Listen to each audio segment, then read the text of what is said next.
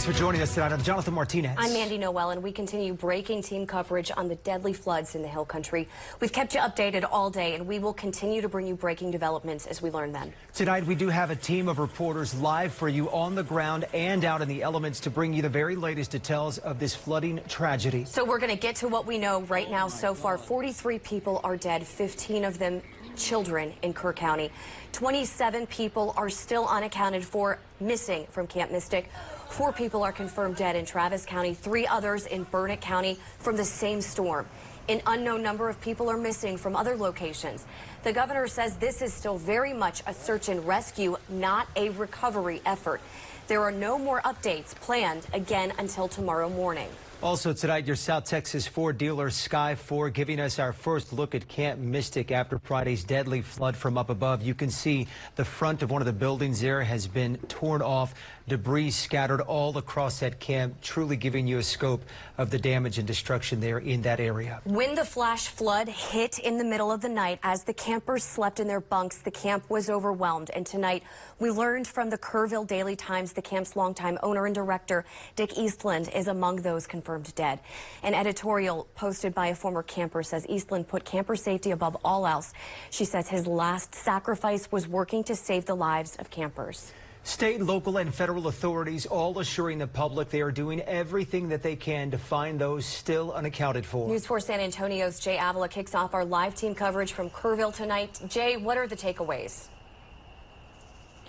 Well, Mandy and Jonathan, just to give you an idea of the destruction here, I'm about 100 to 150 yards upslope from the Guadalupe River, and you can see the kind of damage that it causes some of these houses in Kerrville.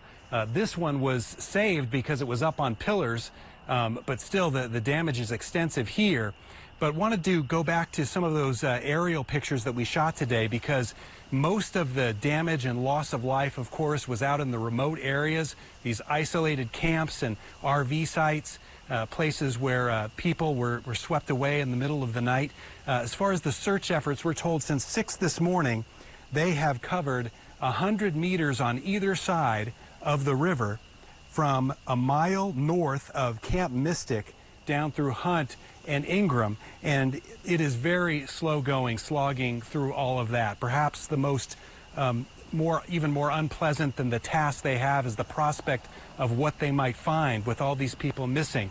And they have been trying to give crews some downtime, but they are operating with urgency because they want to treat this like they're looking for survivors, for people who are alive.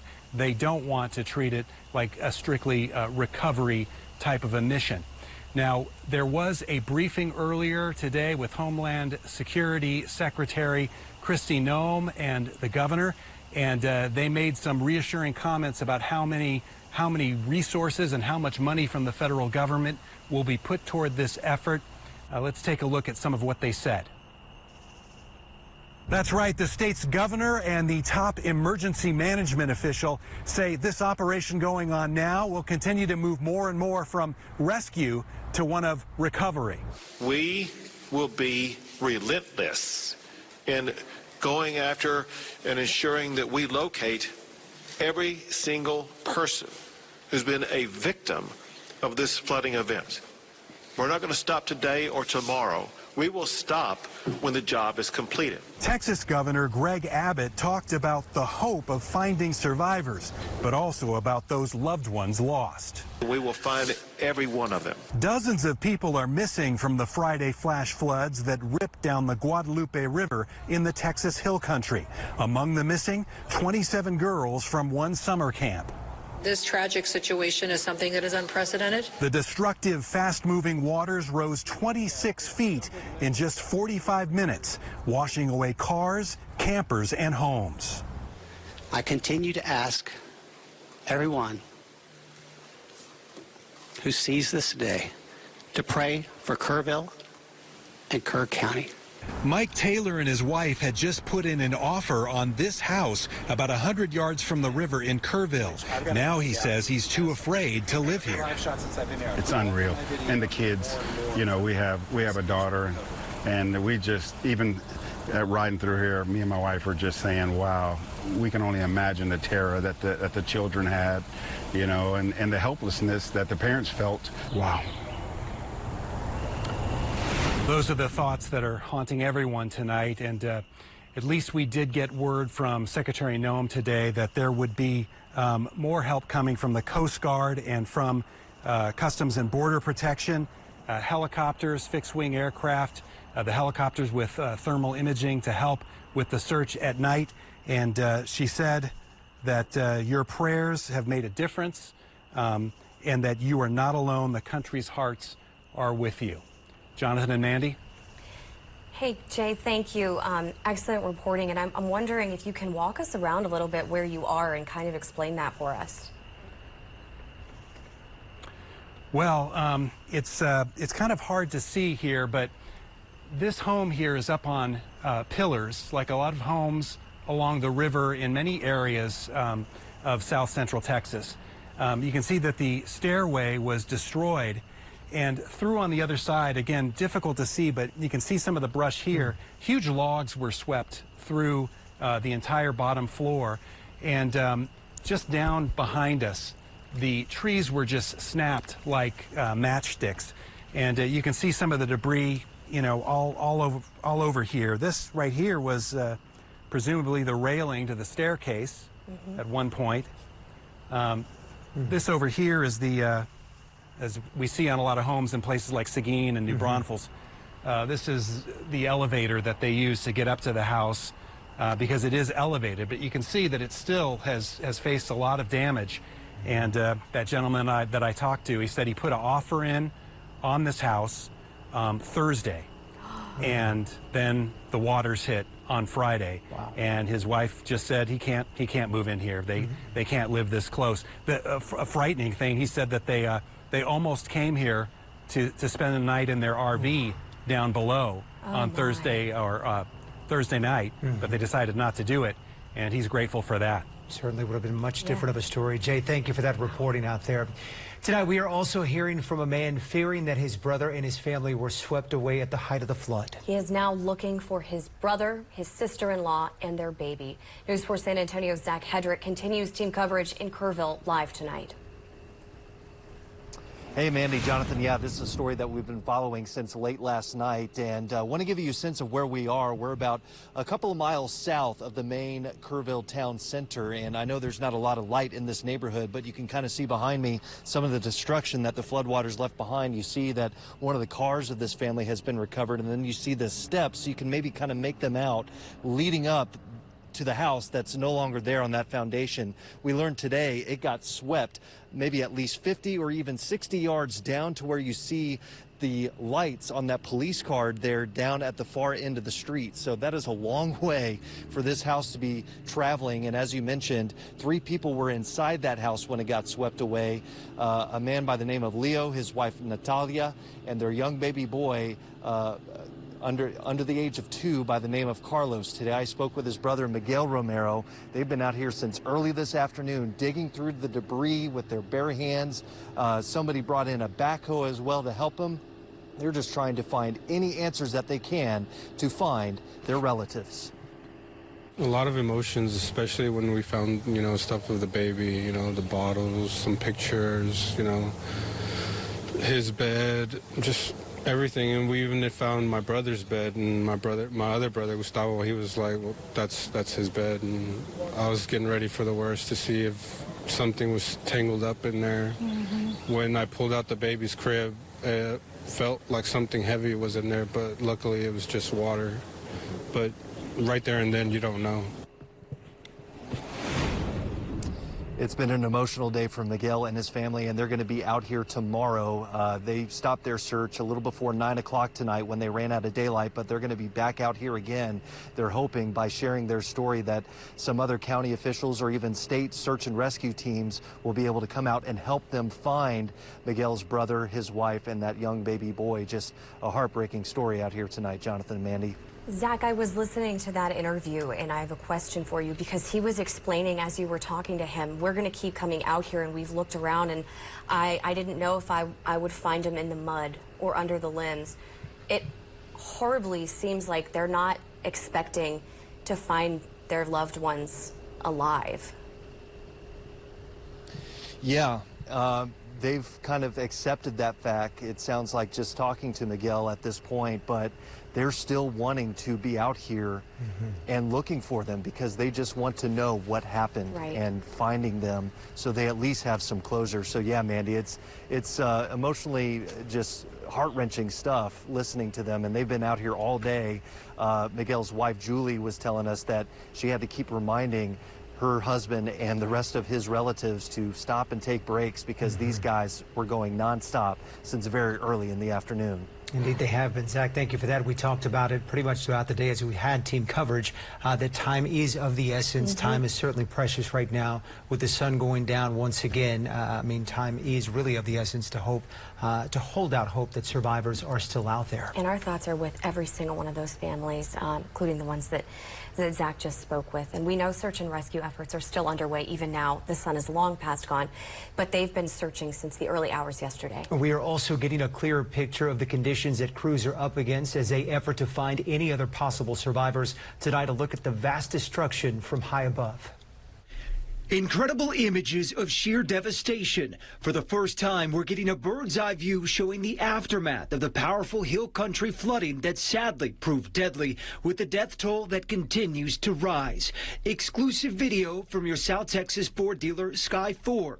Along the banks of the Guadalupe River in Kerrville, debris can be seen scattered for miles. In many places, trees can be seen toppled over, and in other places, homes wiped from their foundations. Farther down the river, a similar scene of destruction. These images between Hunt and Camp Mystic, where tragically young campers remain missing. Other parts also impacted, washed out bridges left impassable, and piles of even more debris, trucks, trees, and everything in between. All of it painful reminders of the wrath of a wall of water that swept through this area. As efforts are still underway to find those who remain missing, the road to recover for many is only just beginning.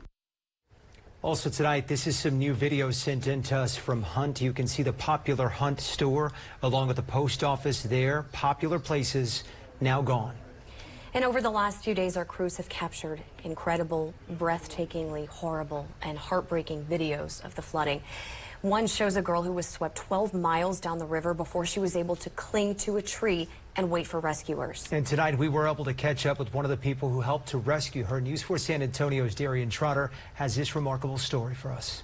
She was panicking something severe. Carl Jeter describes the miracle he won't soon forget. Around 8 a.m. Friday, he heard the frantic cries of a young woman, then saw her naked, clinging to a tree, narrowly escaping the relentless, fast-moving floodwaters just inches below. Hey, I see you. We're going to get you. Hang on. We're going to get you out of that tree. It's going to be all right, but you need to hang on. Carl says he yelled back, letting her know he had seen her and that he was calling 911. He waited 20 minutes, then decided it best to drive into town and alert first responders in person. I wasn't sure she was hearing what I was saying for sure. Emergency crews showed up with 2 boats and in short order safely lowered the woman from the tree. Turns out she had been clinging to that tree for hours. It was just a feeling of hope that, she's going to be all right, and she just wanted to hug me. That's all she wanted to do was give me a big hug. So we embraced for a bit, and my wife had gotten towels and blankets, and we got a trash bag and put over to try to warm her up because, she had lost a lot of body temperature at that point, and she's nicked up and banged up and what have you. Carl says he welcomed her into his home, providing food, a warm shower, and clothes. She's in shock at that point, obviously, and she kept just apologizing profusely. Oh, I've made a mess in your bathroom. Can you, is there a broom or something I can use to help clean up? And we're like, no, honey, don't worry about what's going on. We're just thrilled that you're here, The woman shared she's from Midland and was in the area with 5 of her family family members. They noticed the water rising and tried driving to higher ground, but the water just kept on rising, sweeping her and her father downstream. One by one, she lost sight of her parents as she was swept at least 20 miles from the Hunt Ingram area, finally resting on the tree in Center Point. I mean, and, you know, we talked and embraced and talked about the fact that it was truly a miracle. You know, she acknowledged that, you know, I guess the Lord has a better plan for me. It is an incredible miracle that she survived that.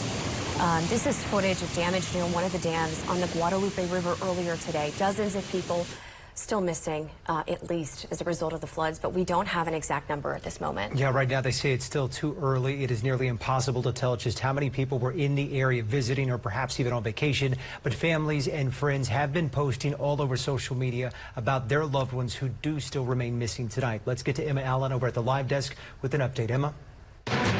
Jonathan Manny, the Odessa Police Department posting on social media today saying one of their officers is one of the several people missing after this deadly flooding. The police department says Martin and some of his family took a trip to the Guadalupe River near Kerrville for the 4th of July. The department has been in contact with local and state authorities, and they've offered their assistance, but that assistance for right now has been denied as officials believe they already have enough resources and manpower helping near the Guadalupe River. And the police department is asking for prayers as they continue to wait for an update, a hopefully positive one, on one of their own tonight. That is the latest from the live desk. All right, Emma, thank you for that update. We do want to remind you of those reunification centers that do still exist in those areas that have been affected. That does include Ingram Elementary, the Arcadia Live Theater, also Comfort High School. And this is new video that we've got in tonight. Actually, this is from, in this video, you'll see the flood gauge getting swept over in this quick-moving, fast flash flood. This is what we've been dealing with. This is a kind of a video that summarizes the last 2 days from the moments that we had overwhelming high waters, flash floods, to today when it's been focused and concentrated on cleanup and search and rescue. The rain has subsided at this point. But the question tonight is for exactly how long. Well, back at the live desk to follow up on that continued search at Camp Mystic, we know canines were also on the ground today. This video showing the aftermath of that deadly flooding, what that powerful water did to these large trees there. Authorities on the ground with canines searching riverbeds, looking for anybody that may be in that area. Officials saying they are continuing their search along the river, whether that's by air and helicopters, by boat, or walking in those areas just like that video you are seeing here with the canines. Officials saying they will not stop the search efforts until everyone is found. That is the latest from the live desk. Reminder that tomorrow the governor says it'll be a day of prayer for all those impacted by this flooding tragedy. And that is it for us for now tonight. We will keep you updated all night long, though, on news4sa.com, along with our social media pages. We will also continue our team coverage first thing tomorrow morning at 6 o'clock. In the meantime, stay safe. We will see you tomorrow.